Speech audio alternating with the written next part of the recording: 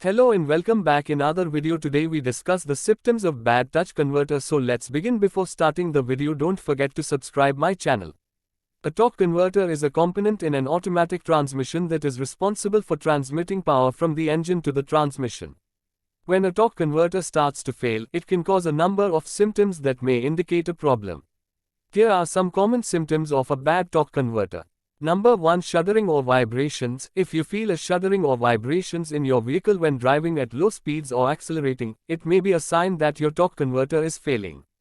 Number 2. Slipping gears. A torque converter that is not functioning properly may cause your transmission to slip gears or feel like it's slipping out of gear.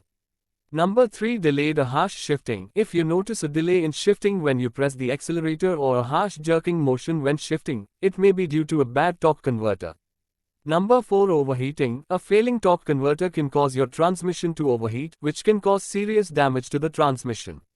Number 5. Transmission fluid leaks. If you notice a leak of transmission fluid under your vehicle, it may be a sign of a bad torque converter.